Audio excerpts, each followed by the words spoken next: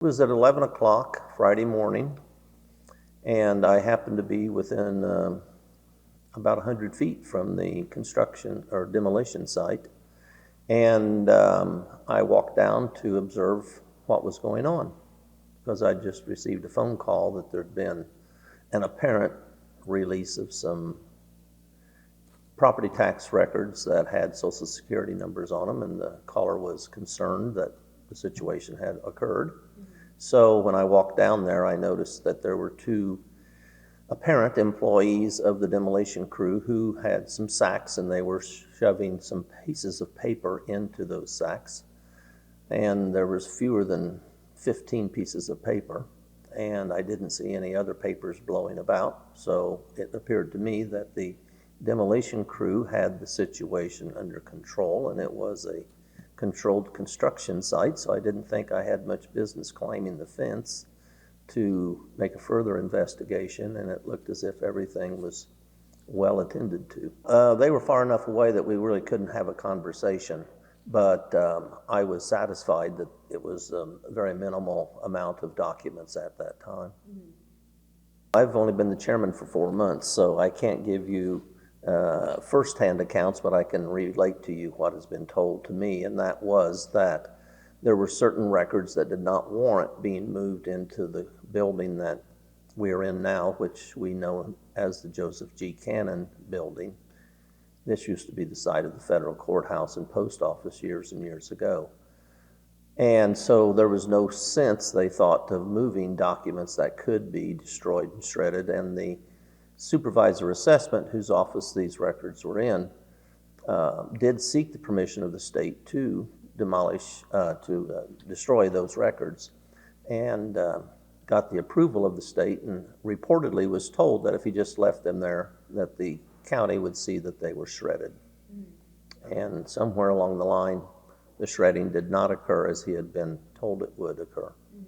2017, when the move took place, someone didn't get the information that they should have gotten, that these records were on the 4th floor and needed to be shredded at that time. Okay. And most of the employees who were working at that time no longer work for the county, so it's a little difficult to obtain information from people who aren't readily accessible. But our supervisor assessments, Matt Long, who's now our county recorder, has gone back through emails from that time and indicated to me that he did have the authority to have the documents shredded, that he thought he was following the instructions that he had received from the then county board leadership as to what he should do, and that was to leave them there for shredding purposes. Okay. He told our janitorial and building and grounds personnel to be present on the site from time to time, several times during the day. We've made contact with the foreman of the demolition crew to be certain that if they observe any more papers coming from the 4th floor, that they should let us know immediately so that we can take action to retrieve those. And we are going to try to make contact with the individuals whose senior citizen freeze forms were apparently inadvertently released, and let them know about this matter. And we're exploring with our insurer as to what further steps we can take to perhaps help people whose Social Security numbers have been compromised, that we can have their credit observed, and if there's anything that goes wrong with it, we can assist the taxpayers in the resolution of those matters. I think that if one person's information was disclosed, it's one too many. But these were from 12 years ago, from senior citizens who had to be at least 65 years of age at that time, and they had to be low income.